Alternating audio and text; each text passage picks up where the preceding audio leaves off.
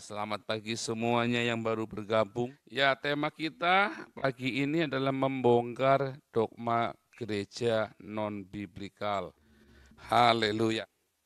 Jadi saudaraku, ketika kita sekarang ini memahami dogma-dogma gereja, kita harus memahaminya dengan satu kerangka niatan yang baik.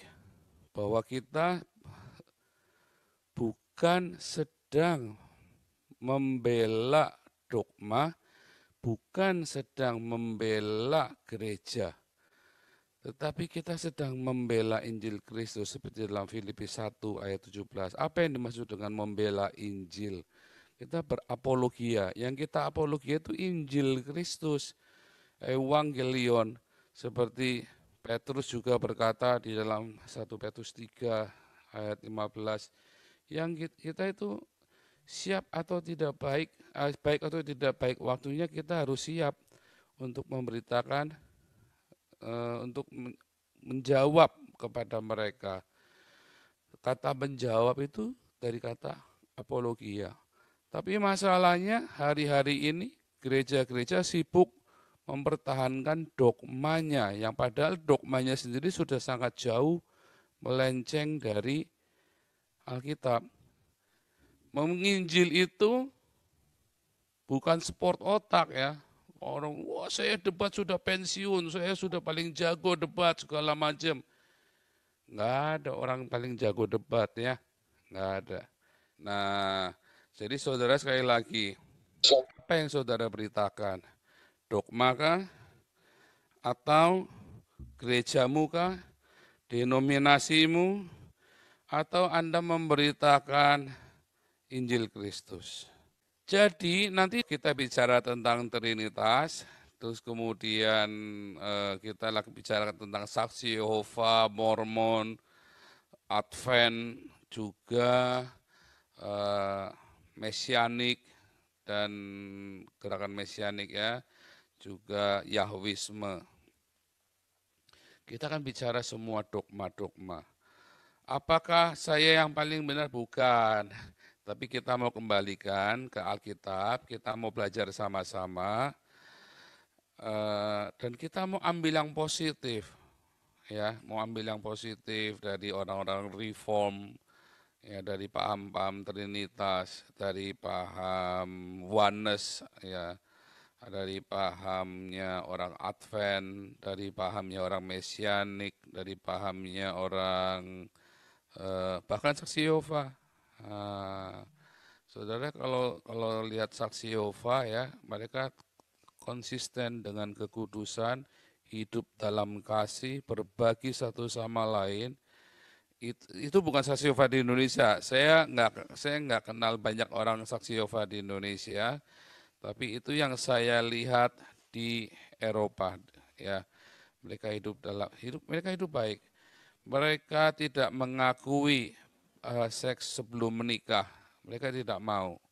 Ya, sehingga mereka dianggap agak aneh buat orang-orang sini. Ya, tetapi mereka nolak. Mereka nggak mau, mereka hidup, memutuskan untuk itu. Dan komunitas mereka sangat baik ya.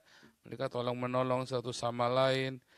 Terus juga mereka eh, menolak eh, perilaku homoseksual, sehingga mereka juga mendapat pertentangan dari masyarakat yang sudah plural. Tapi mereka nggak paham. Nah, rupanya orang saksi Yehova ini karena mereka orang Eropa, mereka berani declare.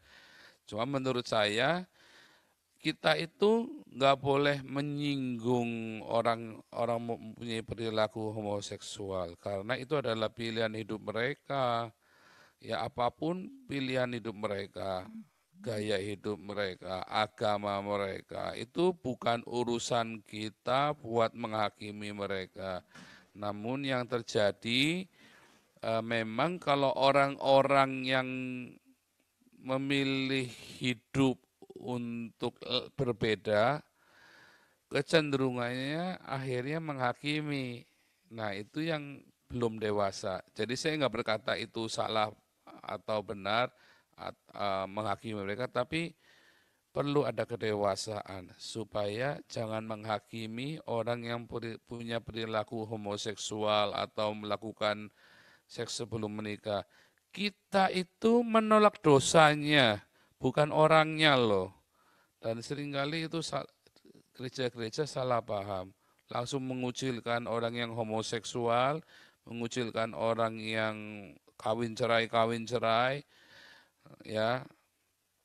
Sedangkan paham kawin cerai yang Anda pahami sendiri salah, gitu ya. Jadi kita harus berhati-hati dengan hal-hal yang seperti itu. Nah, kemudian kita juga lihat dulu saksi Yehova itu didiskriminasi di Indonesia bahkan oleh orang Kristen sendiri. Sekali lagi saya bukan seorang saksi Yehova. Saksi Yehova pun saya apa namanya? Saya kritik ya, beberapa paham dari mereka tidak percaya ada eh, langit bumi yang baru, dan mereka juga tidak percaya ada penghukuman kekal, ada kematian kekal. Nah, itu hampir mirip-mirip dengan orang Saduki kalau di zaman Yesus. Karena mereka berpijak pada perjanjian lama yang tidak sampai ke tentang neraka. Konteks dalam perjanjian lama itu, Yesaya sempat menyinggung tentang langit dan bumi yang baru dalam Yesaya 66, tetapi kemudian dia berhenti hanya satu ayat kalau nggak salah. Lalu dia cerita tentang kerajaan 1000 tahun dan itu yang dikejar oleh orang-orang Yahudi, oleh Yudaisme, yaitu kerajaan 1000 tahun ini. Nah, di dalam paham beberapa Yudaisme, mereka meyakini bahwa kerajaan 1000 tahun inilah yang disebut dengan mesianik, ya, dengan parausia kedatangan Mesias, bukan sebuah sosok tapi sebuah kondisi itu ya. Nah, kerajaan 1000 tahun ini disebutkan orang itu umurnya kan panjang. Kalau umurnya di bawah 100 itu berarti orang itu di bawah kutuk. Nah, coba lihat, masih ada kematian di situ. Nah, kelemahan dari para bapak gereja atau para teolog-teolog eh, menafsirkan dan membuat dogma adalah karena mereka melakukan simbolisasi, melakukan metafora di dalam perjanjian baru. Ketika perjanjian lama mereka buat seakan-akan itu real, tetapi di dalam perjanjian baru mereka metaforakan. Bahkan beberapa hamba Tuhan berkata, semua pengajaran Yesus adalah sebuah metafora. Padahal enggak. Memang Yesus mengajar dengan perumpamaan, tetapi kepada murid-muridnya, Yesus mengajarkan secara terang, secara detail, dengan cara yang lain. Ya, jadi saudara harus tahu itu. Saudara, Yesus tidak pernah mengajar muridnya dengan dengan perumpamaan yang tidak dijelaskan, karena pasti akan dijelaskan oleh Yesus. Tapi kepada orang banyak selalu dijelaskan dengan perumpamaan. Nah, itu kebalik-balik para teolog-teolog penafsir itu. Nah, membongkar dogma. Saya tahu akan mengundang kontroversi ya, karena orang-orang yang mencaci maki sesamanya itu Yesus bilang apa?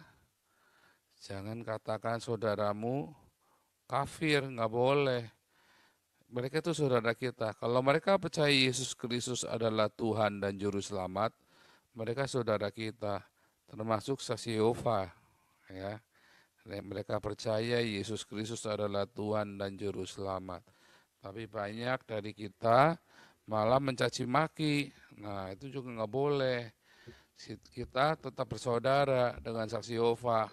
Kalau saudara enggak, itu terserah saudara. Tapi buat saya, saksi Yehova itu juga saudara saya. Orang Advent juga saudara saya. Orang Mesianik, orang Yahwisme juga semua. Makanya saya mengatakan hal yang keras, tapi saya tidak mau mencaci maki, ya, mengata-ngatain atau mengutuki, ya, nggak boleh, karena itu saudara kita.